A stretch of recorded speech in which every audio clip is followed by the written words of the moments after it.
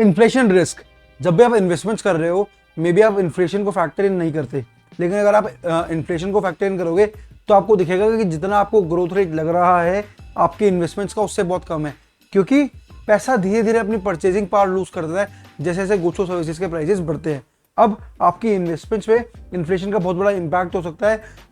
Mainly जो fix income securities होती है जैसे बॉन्ड्स, उन पे तो सबसे ज़्यादा, क्योंकि जैसे जैसे इन्फ्लेशन बढ़ता है वैसे वैसे आपकी फिक्स इनकम सिक्योरिटीज़ की जो वैल्यू होती है वो गिरती है, जिससे अल्टीमेटली इन्वेस्टर्स को एक लोअर रिटर्न मिलता है। मान लो आज कोई भी बॉन्ड है, वो आपको मैच्योरिटी पे प्रिंसिपल वापस करेंगे और बीच में इंटरेस्ट देते रहेंगे। लेट्स से आज उसकी वैल्यू 10,000 रुपये है एंड 10 साल बाद वो 10,000 रुपये आपको वापस कर देंगे, लेकिन आज जो 10,000 की वैल्यू है, क्या 10 साल बाद भी 10,000 की वैल्यू सेम रहेगी? नहीं। तो इसीलिए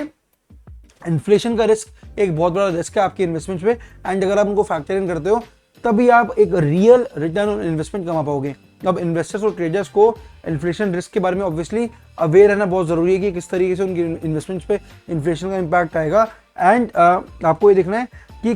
कितनी वैल्यू आपके इन्वेस्टमेंट्स की इम्पैक्ट होगी, एंड उसके हिसाब से आपको एक डाइवर्सिफाइड पोर्टफोलियो बनाना बड़ा ज़रूरी है जिसके अंदर फिक्स्ड इनकम सिक्योरिटी बॉन्ड्स भी हों एंड साथ के साथ उसके अंदर इक्विटीज़ भी हो, ताकि इक्विटीज़ जिसमें अगर हाई पोटेंशियल है, जो इन्फ्लेशन को बीट करके ग्रो कर रहा है, तो कहीं ना कहीं आपकी जो ओवरऑल वेल्थ है,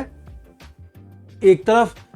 high income fixed income securities से आपकी वेल्थ सेफ रहेगी और इक्विटीज में इन्वेस्ट करने से आपकी वेल्थ इन्फ्लेशन को बीट कर पाएगी। तो अगर आप इस तरीके से अपना पोर्टफोलियो बनाते हो तो आप ये इन्फ्लेशन के रिस्क को आराम से बीट कर सकते हो, एंड